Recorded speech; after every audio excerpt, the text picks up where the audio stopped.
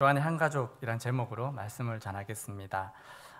우리는 명절을 잘 보내셨죠?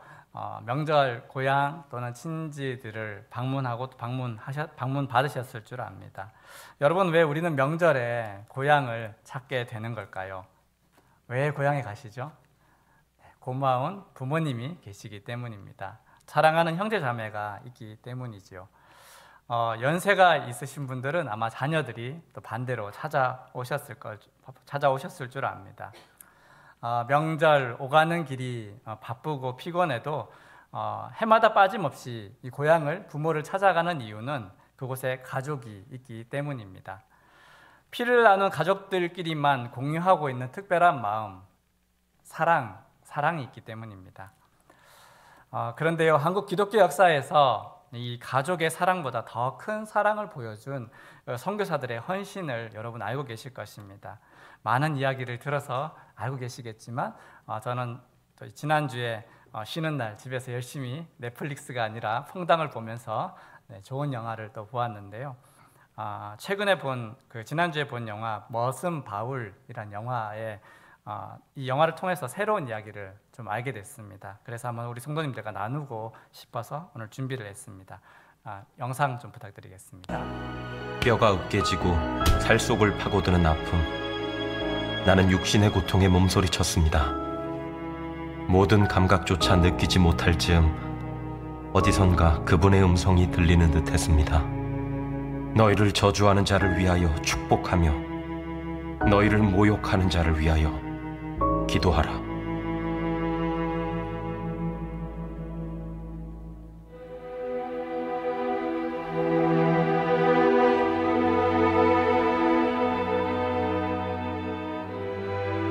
As soon as the clock struck 6 a.m., Dr. Hall set out to see the governor. He waited until 7:30, but the guard refused to send him in because the governor was still asleep.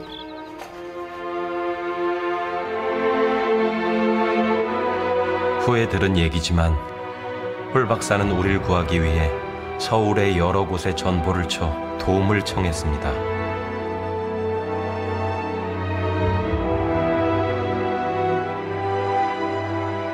그 모든 상황들이 서울과 평양 속에서 전보가 오가면서 또 영국 공사관, 그리고 미국 공사관, 또 미국 감리교 선교부의 총책임자였던 스크랜턴 박사로부터, 또 장로교회의 동역자인 마펫 선교사로부터 여러 통의 전보를 받게 되면서 그 다급한 상황을 홀 박사가 이리저리 분주하게 뛰어다니면서 해결하려고 노력을 해갔죠.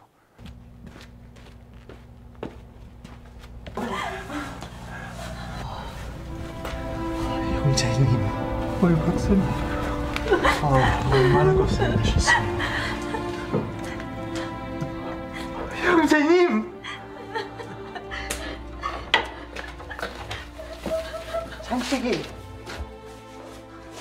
창식이 형제님!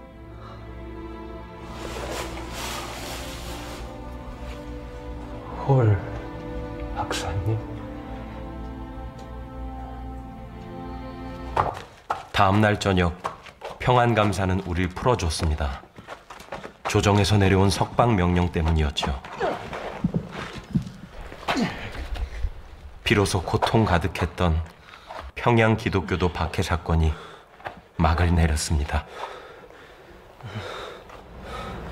주여, 이 죄를 저들에게 돌리지 마옵소서. 자기가 하는 것을 알지 못함이나이다.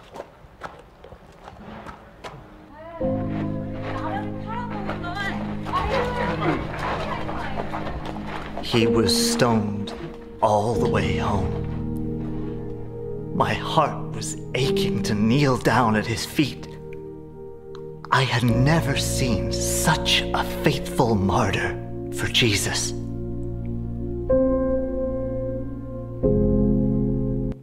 네, 여기까지입니다.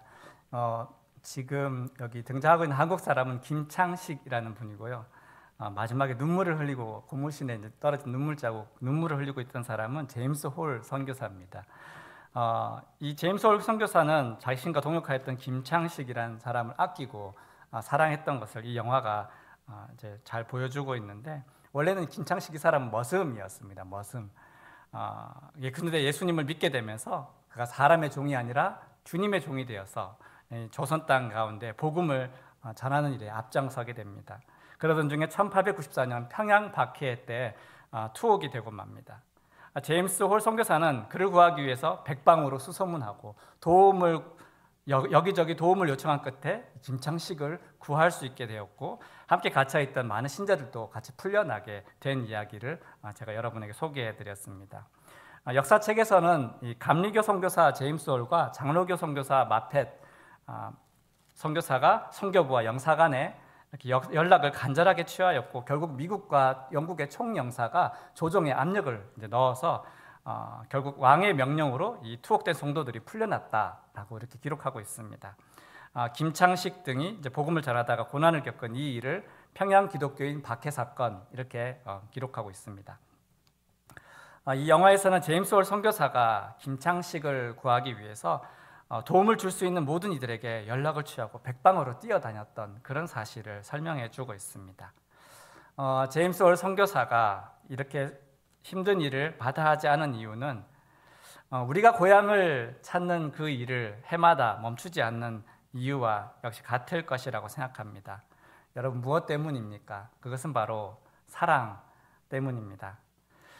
제가 억지 주장을 하는 것이 아니라 이 제임스 홀 선교사 대를 이은 자신의 아들 또 셔우드 홀 역시 대를 이어서 선교했다는 그 사실을 통해서 알 수 있듯이 한국 민족을 아끼면서 그 사랑했던 그 마음은 지어낸 것이나 또는 과장된 것이 아니라 진짜 찐 사랑이었다라는 것을 우리는 알 수가 있습니다. 여러분, 선교사는 남이잖아요. 특별히 또 나라도 다릅니다. 한국 사람도 아니고 외국인입니다. 하지만 제임스 홀 선교사가 김창식을 구하기 위해서 그토록 수고한 것은 그를 자기의 가족처럼 아끼고 특별하게 생각했기 때문입니다. 오늘의 성경 말씀 속에서도 그런 마음을 가진 한 사람을 찾아볼 수 있습니다. 읽었던 말씀 1절과 2절 말씀 우리 성경을 통해서 다시 한번 같이 읽어보면 좋겠습니다. 1절과 2절 시작. 어찌하면 내 머리는 물이 되고 내 눈은 눈물 근원이 될고 죽임을 당한 딸 내 백성을 위하여 주야로 울리로다. 내가 광야에서 나그네가 머무를 곳을 얻는다면 내 백성을 떠나가리니 그들은 다 가늠하는 자요 반역한 자의 무리가 됨이로다. 아멘. 너무 고통스러워서 2절을 보니까 너무 고통스러워서 그들에게서 떠나버리고 싶다 이렇게 말씀하고 있는데, 그러나 이것은 본심이 아닙니다. 곧 마주하게 될 유다 백성들이 당할 심판, 바벨론의 침략과 성전 파괴라는 그 충격적인 사건 때문에 화산 억장이 무너져 내리고 있습니다. 이 불쌍한 백성을 어떻게 하면 좋겠느냐라는 것이죠. 그래서 그는 너무 고통스러워서 마냥 울고 싶다라고 말합니다. 하지만 아무리 울어도 그 슬픔을 표현할 길이 없습니다. 그래서 누가 내 머리에 물을 채워주었으면, 내 두 눈이 샘이 되었으면 차라리 좋겠다라고 말하는 것입니다. 2절에서 사막에 거할 곳이 있다면 차라리 그곳으로 떠나버리고 싶다라고 말하고 있습니다. 여기엔 두 가지 의미가 들어있습니다. 왜 사막으로 갑자기 떠나겠다라고 얘기하느냐? 더는 백성이 죄 짓는 모습을 보고 싶지 않다라는 것이고, 또 한편으로는 이 백성이 자신들의 죄로 인해 받게 될 심판, 그 재앙을 도무지 눈뜨고서 쳐다볼 수가 없이 너무 고통스럽다라는 그 두 가지 마음을 다 담고 있는 구절입니다. 여러분, 이 1절과 2절 우리 같이 읽었는데 이 구절 속에서 말하는 사람 누구일까요? 말하고 있는 사람 예레미야일 것 같은데요. 어떤 학자들은 하나님이라고 또 이야기하기도 합니다. 하나님이 우신다 좀 잘 이해가 되지 않습니다. 어떻게 하나님이 인간처럼 그렇게 서럽게 이렇게 울 수가 있느냐. 그래서 구약 학자들은 1절에서 우는 사람을 하나님이 아니다, 예레미야다 이렇게 말하고 있는 분들이 많습니다. 하나님의 슬픔을 깨닫고서 예레미야가 하나님의 마음으로 그렇게 울었다라는 것으로 해석하죠. 그런데요, 어떤 학자들은 그렇게 해석하지 않고 하나님이 우시는 거다라고 해석하기도 합니다. 성경의 번역본, 한글로 된 번역 성경을 여러분 이렇게 비교해서 보시면 이게 약간 애매합니다. 하나님이 말하는 것 같기도 하고 예레미야가 말하는 것 같기도 하고, 학자들의 주석을 이렇게 비교해 보아도 이 저명한 학자들 간에도 의견이 갈립니다. 어떤 학자는 이건 하나님이 우시는 것이다. 어떤 학자는 예레미야다. 왜 이렇게 학자들 간에도 일치를 보지 못하느냐 하면 양쪽으로 다 해석할 수 있는 여지가 있기 때문입니다. 양쪽 다 근거가 있기 때문입니다. 그래서 어느 한쪽만 옳다라고 말하기는 어렵다고 저는 생각합니다. 저는 그렇지만 오늘 이 본문에서는 화자를 하나님으로 제가 생각해 보았습니다. 하나님이 슬퍼하신다라는 입장에서 한번 해석해 보려고 합니다. 다시 1절과 2절 말씀을 세 번역으로 한번 읽어 드리겠습니다. 살해된 나의 백성, 나의 딸을 생각하면서 내가 낮이나 밤이나 울 수 있도록 누가 나의 머리를 물로 채워주고 나의 두 눈을 눈물샘이 되게 하여 주면 좋으련만. 누군가가 저 사막에다가 내가 쉴 나그네 휴식처를 마련하여 내가 이 백성을 버리고 백성에게서 멀리 떠나 그리로 가서 머물 수 있게 하여 주면 좋으련만. 참으로 이 백성은 모두 간음하는 자들이요 배신자의 무리이다.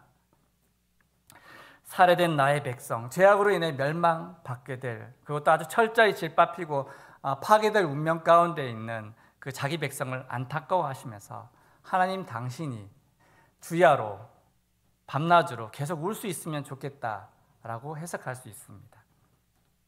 또 하나님 울고 싶으신 이유는 당신의 백성이 죄악, 간음하는 죄, 배신하는 죄를 저지르고 있기 때문입니다. 그래서 그들이 너무 믿고 화가 나서 떠나버리고 싶다라고 말씀하실 수도 있습니다. 앞서 말씀드린 것처럼 더는 그들의 그 죄로 인해 받게 될 그 심판, 그 멸망을 차마 눈뜨고 볼 수 없어서 마음이 아프시다라고 또 해석해 볼 수 있습니다. 하나님 마음을 아프게 하는 이스라엘의 죄악의 그 모습들을 3절부터 그 이어지는 모든 구절들이 자세히 묘사하고 있습니다. 그 죄악은 거짓을 말하는 것과 속이는 것이다. 얼마나 거짓이 난무한지. 입으로 평화를 말하면서도 속으로는 해칠 생각을 품고 있다. 4절과 5절을 보니까 이웃을 조심하며 어떤 형제든지 믿지 마라. 완전히 속이고 이웃마다 다니며 비방하며 다닌다. 6절 거짓의 한가운데 살고 있다. 그들은 거짓으로 나를 인정하기를 거절한다. 8절 그들의 혀는 전쟁의 화살, 죽음의 화살 같다 라고 표현하고 있습니다. 6절을 세 번역에서는 이렇게 기록하고 있습니다. 우리 화면 한번 부탁드립니다. 6절 세 번역. 서로 속이고 속이는 일을 되풀이하면서 기만 가운데 살기 때문에 아무도 나를 알려고 하지를 않는다. 나 주의 말이다. 아무도 나를 알려고 하지 않는다. 이스라엘 백성들 자기 스스로 그들은 선민이다. 하나님의 택하신 백성이다. 자부하는 이스라엘 민족이 정말 하나님을 아는 사람들이라면 어떻게 이렇게 행할 수 있겠느냐라고 하나님 탄식하시는 것입니다. 유다 백성은, 이스라엘 민족은 하나님을 제대로 알지 못했던 것 같습니다. 정확히 알지 못했던 것 같습니다. 하지만 그뿐 아니라 하나님을 제대로 알려고 하지도 않았다라고 말씀하고 있습니다. 그들은 아마 자기들이 하나님을 안다라고 생각했겠지만 그러나 그 알은 얕은 지식 정도의 그런 알에 불과하였습니다. 하나님을 안다는 것, 여러분 하나님을 안다는 것은 단순히 지식적인 알을 의미하지 않습니다. 지식으로서 아는 것은 하나님과 우리의 삶에 그 올바른 관계를 맺어 나갈 때 하나님을 정확하게 알 수 없게 합니다. 지식으로 아는 것으로는 부족합니다. 우리가 하나님과의 왜곡된 관계를 맺어가면서 우리 이스라엘 백성이 그러했던 것처럼 지식과 삶이 분리된 신앙, 그런 삶, 그것을 고집한다면 결국 그들의 삶은 이스라엘 민족의 그 심판의 결과에서 보는 것과 같이 그 우리의 삶 역시 어떤 왜곡된 모습으로 고착될 수밖에 없다라는 것이죠. 머리로는 안다고 하지만 우리의 삶이 그렇게 행하지 않고 있는 것을 통해서 우리의 지식이 얼마나 얕은 것인지 우리가 정말 하나님을 안다고 스스로 말할 수 있겠느냐라는 것입니다. 올해부터 우리가 일주일 매 주일마다 공동체 소그룹, 이제 소그룹 모임을 시작하였습니다. 오늘부터 시작하였습니다. 우리가 이 소그룹 모임, 대모임도 있지만 소그룹을 매주 가져야 할 이유가 이것입니다. 우리가 말씀대로 살기 위해서, 하나님 뜻대로 살기 위해서 주일 말씀 들은 것을 그냥 흘려버리지 말자라는 것입니다. 그냥 잊어버리지 말자는 것입니다. 어떻게 해서든지 그 말씀을 붙잡고 고민하고 씨름하고 그것을 우리 생활 가운데 적용하기 위해서 함께 이야기해 보자라는 것입니다. 많은 분들이 소그룹 오늘 모임을 가지신 줄 압니다. 이렇게 모여서 이야기하고 고민해 보아야지만이 하나님과의 바른 관계, 삶과 삶이 일치되는 그런 인생을 살아갈 수 있다라는 것입니다. 그렇게 우리가 바뀌어 갈 수 있다라는 것입니다. 본문으로 다시 돌아가서 하나님은 이스라엘 백성의 그 죄악들을 구체적으로 언급하고 계십니다. 9절 말씀 우리 한번 화면을 보시면서 같이 읽겠습니다. 시작. 내가 이 일들로 말미암아 그들에게 벌하지 아니하겠으며 내 마음이 이런 나라에 보복하지 않겠느냐 여호와의 말씀이니라. 너희들도 생각해 봐라. 내 마음이 이런 나라에 보복하지 않겠느냐. 입으로는 나를 따른다고 하면서도 그들의 삶을 보라. 11절 말씀 같이 읽겠습니다. 시작. 내가 이 일들로 말미암아 그들에게 벌하지 아니하겠으며 내 마음이 이런 나라에 보복하지 않겠느냐 여호와의 말씀이니라. 그들의 죄악이 너무 참혹해서 벌하지 않을 수가 없다. 기쁨의 성 예루살렘을 그러나 이제는 돌무더기 땅 승냥이의 굴로 바꾸어 버리시겠다. 철저하게 심판시켜서 그들을 슬픔의 땅으로 바꾸겠다라고 말씀하십니다. 그런데요, 하나님의 마음 무엇입니까? 사랑하는 자기의 백성을 벌하시는 이유는 단순히 그들을 미워해서가 아닙니다. 7절 말씀입니다. 우리 같이 한번 읽겠습니다. 시작. 그러므로 만군의 여호와께서 이와 같이 말씀하시되 보라, 내가 내 딸 백성을 어떻게 처치하고 그들을 녹이고 연단하리라. 그들을 연단하겠다. 하나님이 연단하시겠다 말씀하셨는데 여러분, 연단이 무엇입니까? 금속을 순수하게 재련하는 것을 연단이라고 합니다. 뜨거운 불 속에 녹여서 그 안에 섞여 있는 불순물들을 모두 제거해 버리고서 순수한 금속으로, 순수한 것으로 만드는 것입니다. 그들 속에 있는 모든 죄악을 다 없애버린 후에 새 하나님만 섬기는 참 백성으로 변화시키시겠다. 그래서 그것을 위해 징계라는 방법을 사용하신다라는 것입니다. 사랑해서입니다. 미워해서가 아닙니다. 사랑하기 때문에 그들을 깨끗하게 바꾸시겠다는 것입니다. 징계는 고통스럽지만 그러나 이것은 사랑하기 위해서 허락하시는, 깨끗이 바꾸어 버리는 하나님의 새로운 새 사람을 만드시겠다는 그 계획 속에 허락하시는 것입니다. 이 원리는 이스라엘 민족뿐 아니라 역시 우리에게도 동일하게 적용되어질 줄 믿습니다. 우리 모두를 향한 하나님의 마음일 줄 믿습니다. 여러분, 우리는 어떻게 살아야 될까요? 유다 백성들처럼 입으로만 믿는다라고 말하는 것이 아니고 유다 백성들처럼 징계를 받기 전에 하나님 마음을 헤아리고 하나님이 슬퍼하시거나 답답하시지 않도록 우리는 우리의 삶을 거룩하고 진실하게 바꾸어 가야 할 것입니다. 그 이후 10절부터 하나님의 그 심판의 과정과 내용들이 쭉 나타나는데 15절, 16절 만군의 여호와 이스라엘 하나님께서 이와 같이 말씀하시니라. 보라, 내가 그들 곧 그 백성에게 쑥을 먹이며 독한 물을 마시게 하고 그들과 그들의 조상이 알지 못하던 여러 나라 가운데 그들을 흩어버리고 진멸되기까지 그 뒤로 칼을 보내리라 하셨느니라. 유다가 멸망당하고 곳곳으로 흩어지게 될 것이다. 여러분, 죄악에 대한 하나님의 심판은 결코 적당히가 없습니다. 그렇게 해서는 깨끗하게 정화시키지 못합니다. 재련할 수 없습니다. 아무리 작은 죄라도 하나님 결코 용납하지 않으신다는 것입니다. 그렇기 때문에 철저히 심판하실 수밖에 없는 것입니다. 다윗, 우리가 잘 아는 다윗도 이 과정을 거쳤습니다. 나단 선지자의 그 무서운 책망을 듣게 되었을 때 자신의 죄악이 조금도 가려짐이 없이 드러나게 되었을 때 그는 어떻게 반응했습니까? 시편 51편 9절 10절 말씀을 우리 한번 같이 화면을 보시고 읽겠습니다. 시작. 주의 얼굴을 내 죄에서 돌이키시고 내 모든 죄악을 지워 주소서. 하나님이여 내 속에 정한 마음을 창조하시고 내 안에 정직한 영을 새롭게 하소서. 제가 저기 9절에 내 죄, 내 모든 죄라고 밑줄을 쳤는데요. 이유가 있습니다. 다윗의 이야기입니까? 아니요, 우리의 이야기입니다. 나의 이야기입니다. 다시 한번 우리 9절만 다시 한번 읽을까요? 시작. 주의 얼굴을 내 죄에서 돌이키시고 내 모든 죄악을 지워 주소서.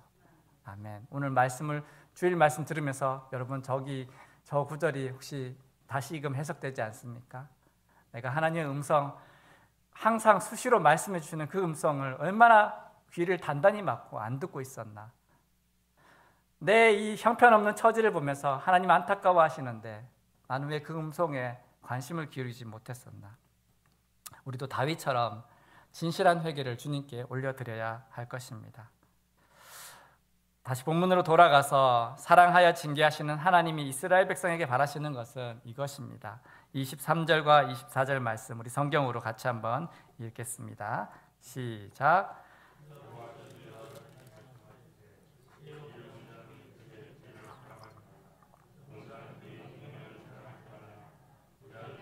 부함을 자랑하지 말라. 자랑하는 자는 이것으로 자랑할지니 곧 명철하여 나를 아는 것과 나 여호와는 사랑과 정의와 공의를 땅에 행하는 자인 줄 깨닫는 것이라.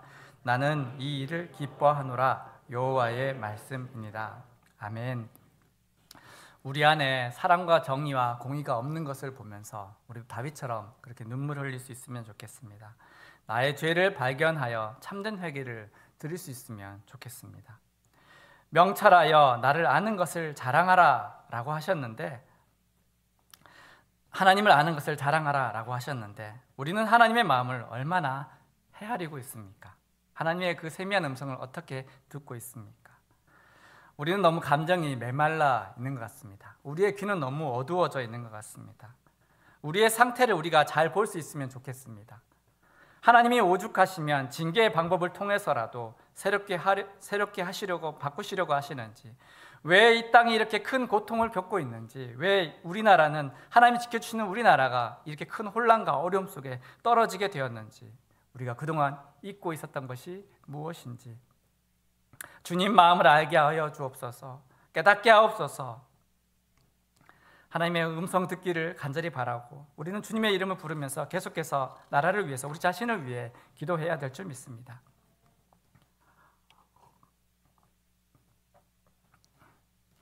우리는 예레미야와 예레미야 애가를 통해서 예레미야 선지자의 눈물을 잘 알고 있습니다. 이스라엘을 위해서 애통하였던 그의 모습을 보게 됩니다.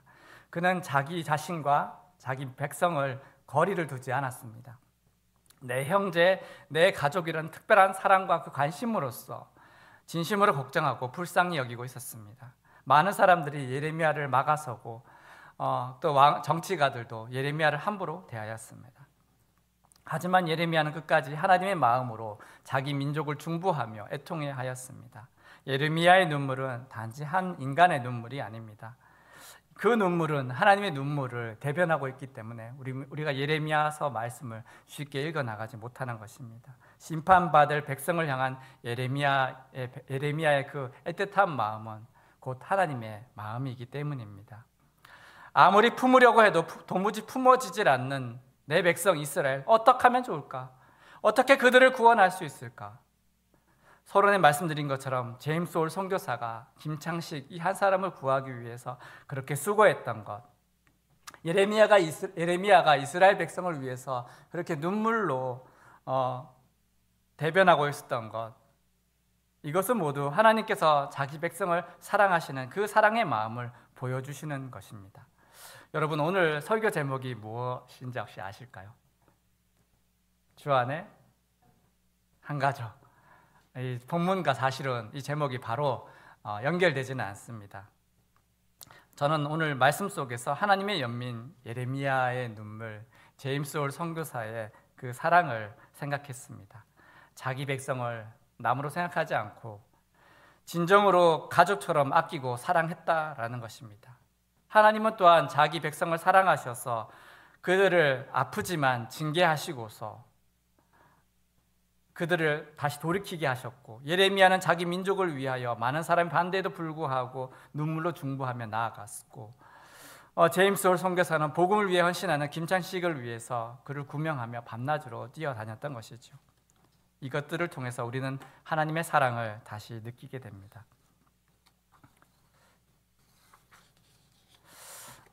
올해 들어서 우리 참빛교회가 제 성도들이 많이 이야기하는 그 단어가 있습니다. 그게 무엇일까요? 공동체. 교회를 왜 공동체라고 할까요? 그것은 남남의 만남이 아니라 예수님이 십자가에 보혈을 흘려주셔서 우리를 하나님의 한 가족으로 묶어주셨음을 우리가 알기 때문에 이제 우리는 공동체라고 말할 수 있는 것입니다. 예수님이 큰 형이 되어주셔서 우리를 한 가족이 되게 하셨습니다. 여러분, 오늘 소그룹 모임 또 앞으로 이어가시겠지만 우리가 과연 이 교회 공동체에 대한 마음, 감사, 사랑의 마음이 없다면 과연 이 모임이 어떻게 지속될 수 있을까? 저는 그 생각을 해보았습니다.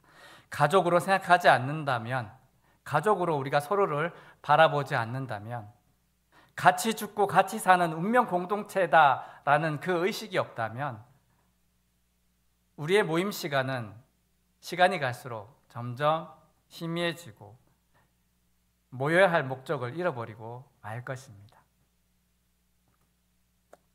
인간적인 모임이라면, 인간적인 관계로서 우리의 대모임, 소그룹을 이끌어가려고 한다면 그렇게 될 것입니다. 하지만 하나님 우리 교회 2025, 2026년 공동체라는 이름으로 우리의 몸을 새롭게 시작할 수 있도록 이렇게 허락하신 것은 그저 이 교회 바깥처럼 사회적 모임들처럼 비슷한 조건, 공통 관심사, 취미를 따라서 그냥 모임을 가지라는 것이 아니죠. 인간적인 모임은 인간적인 냄새가 나게 되어 있습니다. 그래서 조금만 지나면 함께하기 싫어지고 서로의 단점들만 확인하게 되는, 그래서 그 모임이 그것을 아무리 지키려고 해도 저절로 풀어지고 해체되고 마는 것이죠. 하나님 그렇게 하라고 우리에게 이 표를 주신 것이 아닌 줄 믿습니다. 우리의 공동체를 다시 생각해 봅니다.